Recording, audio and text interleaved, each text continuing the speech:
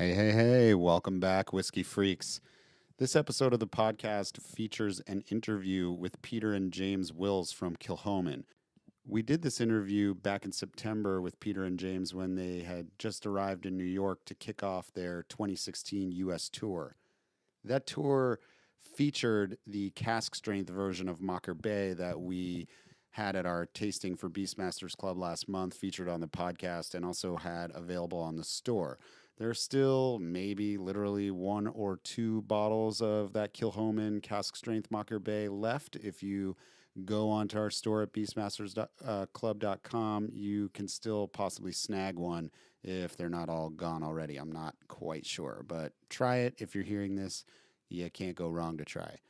The first stop on the Kilchoman 2016 U.S. tour was a tasting at a place here in New York called the Brandy Library. Following that tasting, Peter and James were kind enough to sit down with us and record this podcast. They're very good guys, and they gave us an extremely candid look inside the world of Kilchoman from two guys who grew up in this distillery and know all of the ins and outs of what makes Kilchoman special and what makes Kilchoman, literally. So sit back, relax, and enjoy this chat with the Wills brothers. Here we go.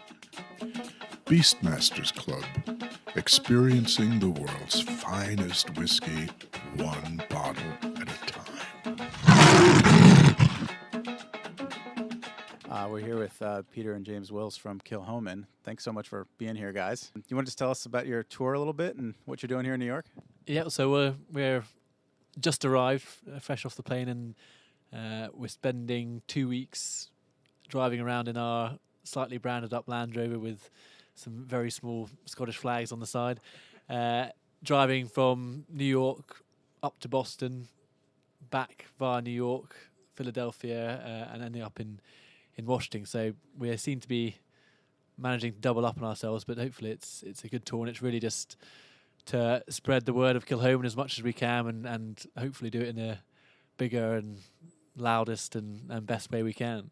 Oh, that's great, and Kilchoman has such an interesting story, and there's you guys are doing so much that no one else is doing.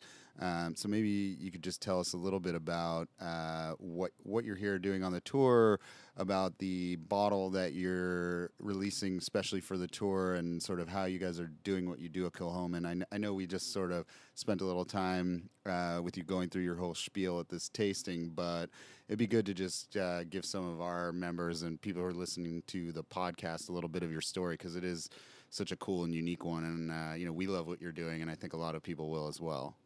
Well, there's quite a lot that makes Kilchoman unique, really. My dad built it in 2005, and we were the first distillery on Islay for 124 years, and the whole feel, the whole setup to Kilchoman is different, certainly to the other distilleries on Islay, and really in Scotland.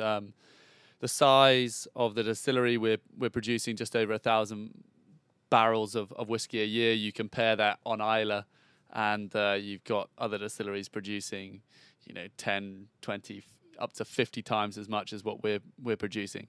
So we're a whole different feel, and I guess really what we're all about is reflecting the way that Scotch whiskey used to be produced on Islay. At one point there were 30 distilleries on Islay, and they were producing whiskey from locally grown barley, or barley that they actually physically grew themselves, the distillers. And that's really what my father wanted to recreate with Kilchoman. He saw the increase in demand for Islay whiskey, and he saw the history. He knew of the history, and he wanted to create a distillery that was this farm distillery. So the big thing about Kilchoman, the big thing that makes us unique is that some of our whiskey is made from barley that we grow in the fields that you'll see from standing in the still house. You see the fields of barley. We have our old malt floor. Well, it's not an old malt floor; it's a new malt floor. But we have it's an old approach. It's traditional floor malting, and lots of labor intensive shoveling of malt, and then all the way through to the cork being pushed into the bottle by hand at the moment, because our corking machine's broken down. You can see the whole process, and that's unique. it's an interesting place, and it's never without incident. So it's always a fun place to be, and it's a unique atmosphere certainly. What was the hazing process like, being the first new Islay distillery in 100 years? Did they have to put you through a patty machine or something like that? Or? Well, the Scots tend to be a slightly sort of standoffish kind of creature. So it was a kind of, well, they saw my dad coming, and he's probably the most Englishman to ever set foot on Islay. So that was not a new thing for them, but they certainly thought, well, let's see what this guy's all about.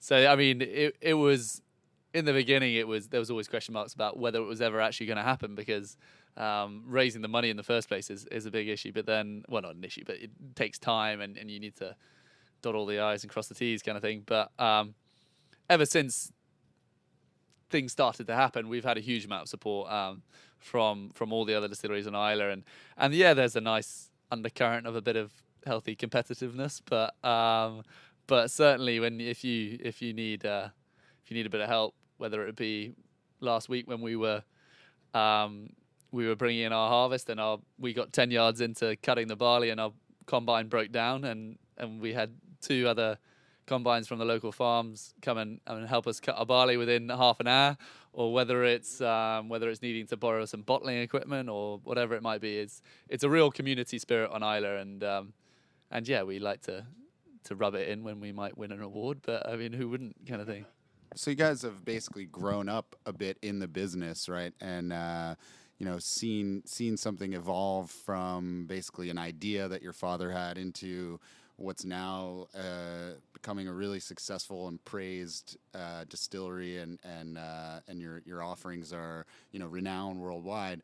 And just what has that been like for you? I'm sure you guys have kind of done every job through the distillery, and just maybe you can talk about a little bit about how it's been to sort of grow up with this thing. Yeah, for me, I think it was 14, 15 when the distillery was being built. So I really sort of did. It was some of my first alcoholic drinks were whiskey, and at that time it was spirit at 63, 64% alcohol. So I sort of started at the top end, and I still remember going back to school, and I'd take a couple of miniatures with me, hide them in my sock, and it made you quite popular with and certainly got a few friends from giving them a bit of spirit. I'm not sure the teachers liked it quite so much when they weren't sure why everyone stank a bit of smoke and was struggling to walk. But we sort of grew up through whiskey, and then for myself, it was the only job I've had through school, uni, and then all the holidays were spent in the production side of things.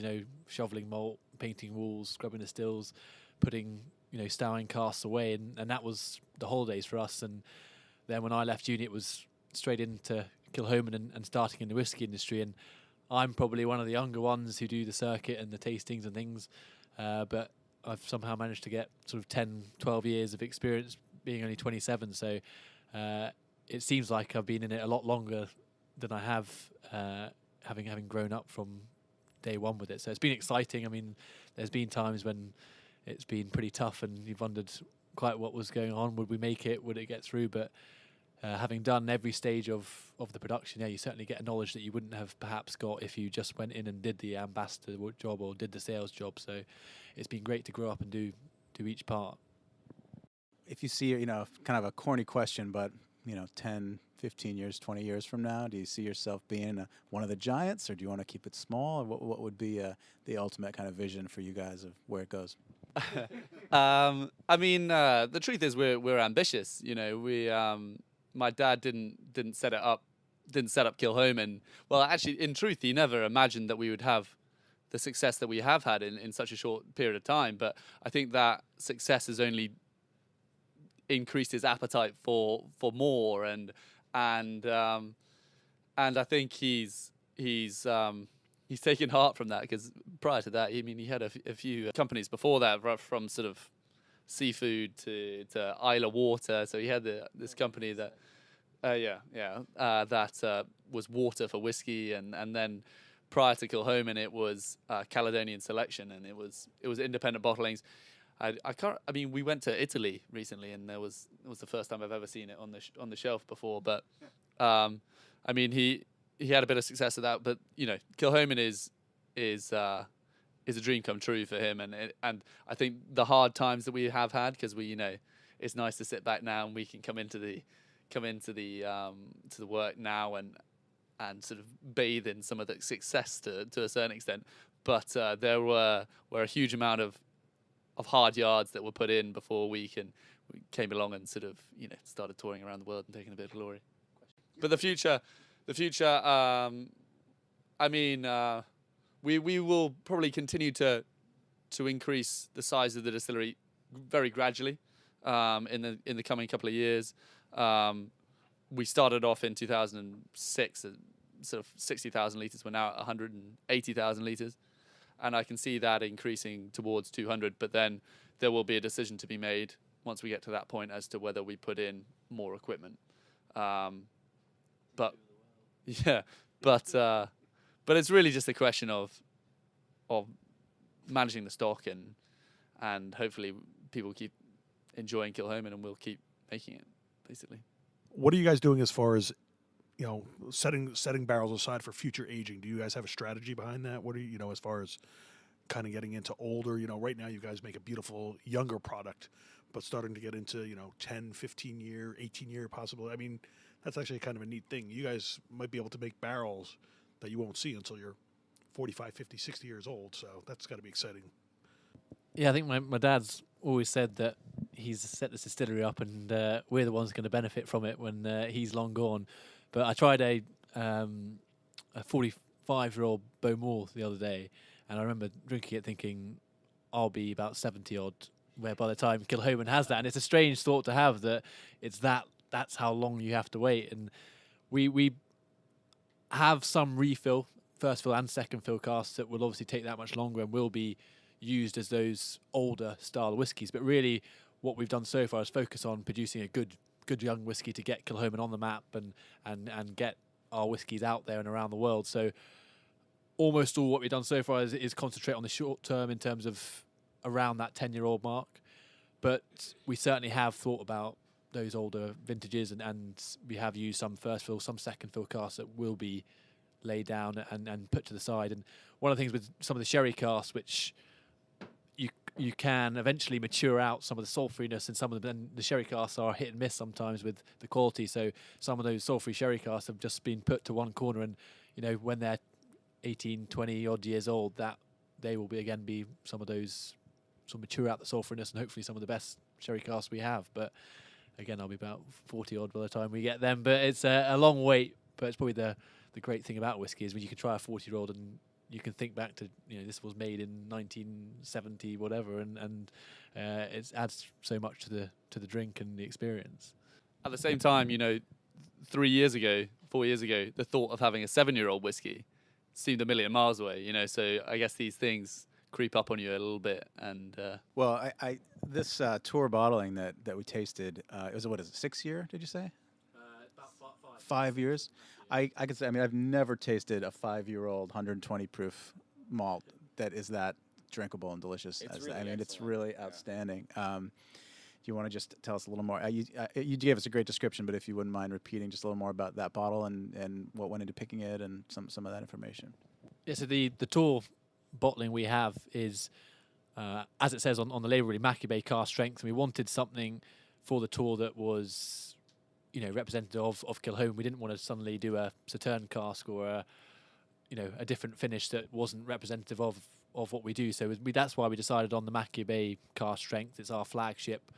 Let's get that out there. So the cask strength sort of version of it seemed a sensible idea at the time, and we really did just sort of choose a vatting and siphon off 840 odd bottles just before it was produced and made into the Mackey Bay you've seen on the shelves. And it's around 5 years old. It's 60.1% natural cask strength, mostly bourbon casks, as with the Mackey Bay, mostly bourbon, so 90% bourbon, 10% Oloroso sherry. And the flavours that come through are, you would almost think it was a different whiskey to the Mackey Bay, and purely is just a cask strength version. But the intricacies that you can get from the cask strength that you don't get with the 46% are something quite extraordinary, and the sweetness and light fruit and the smoke, that combination that comes through on the Mackey Bay, I think is the reason why it's our flagship, is because of the balance of it is so good, and you get this huge long finish with the cask strengths, particularly hopefully that the Kilchomans are so clean and long finishes that it just sort of stays with you all night, really. So, following up a little bit on that, you were talking about the clean finish and just sort of the way that you guys are able to get a really nice, rich tasting whiskey with the floral notes and the really clean finish from the way that you distill the spirit, and that you get a really nice, clean spirit when you distill.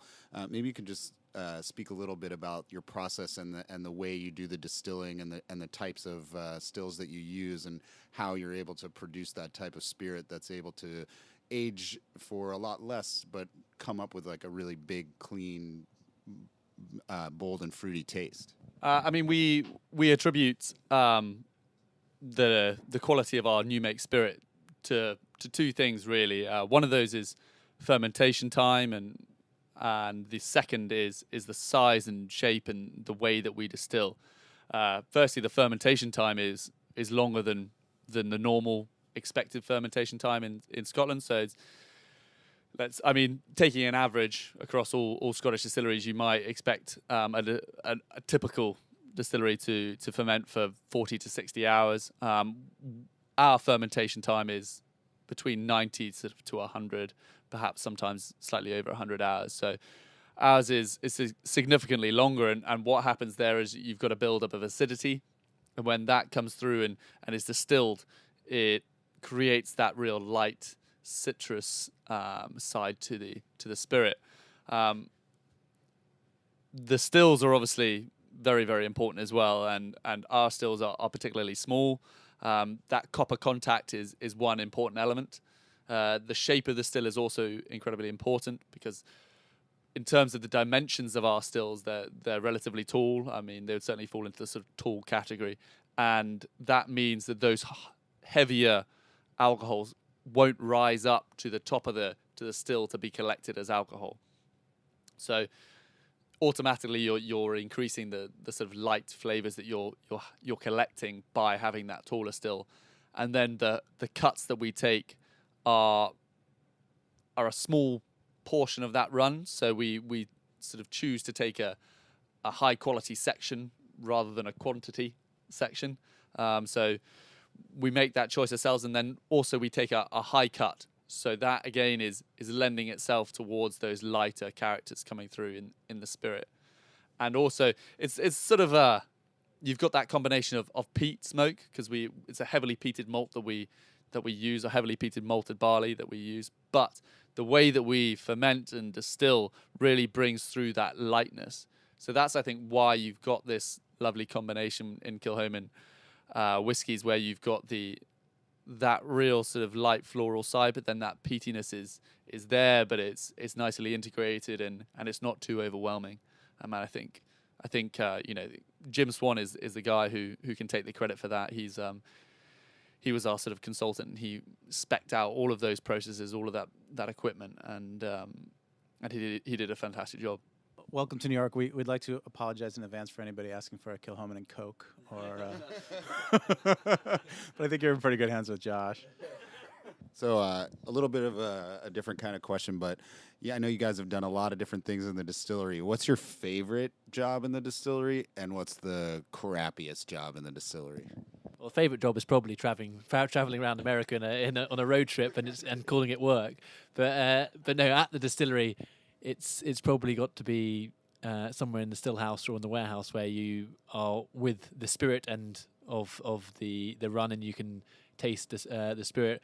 But having thought about it there for even about 10 seconds, it definitely is in the warehouse, where you've got 6,000 casks and you've been sent down there to choose a single cask for one of the markets, and you have the terrible job of going around different sherry and bourbon and Sauterne and deciding which is the best one that you're going to send off as samples. And that's got to be up there with the top thing that you can do at Kilchoman. And I think undoubtedly the worst was hopping in the kiln while the kiln fire is on. You have to hop in the top there with your dust mask on and dust suit and shovel 2 tons of barley around as the fire is sort of 20 feet beneath you, and you're dripping with sweat, and the dust is going in slightly in your eyes, and you pretty much just want to give up. But you keep going, and 45 minutes later, you can get out and breathe some fresh air again. We've done all the crap jobs at Kilchoman. No. But, well, the thing is, when you employ your children, you have the added advantages of there's no health and safety. So you can send them up a ladder to clean out a gutter 100 feet above the floor, and you can send them into a mash tun to clean out the really, really grimy parts, and you can get them to shove their hands down conveyors and everything else. There's lots of bad jobs at the distillery, believe me, we know that. Yeah, well, thanks, guys. We really appreciate you taking some time to talk with us, and we hope you take the U.S. by storm. This is James and Peter Wills here from Kilchoman.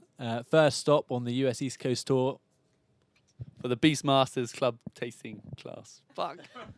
You actually use that for the Beastmasters Tasting Club. Fuck. Okay, this is James and Peter Wills from Kilchoman Distillery. And this is the Beastmasters Club podcast.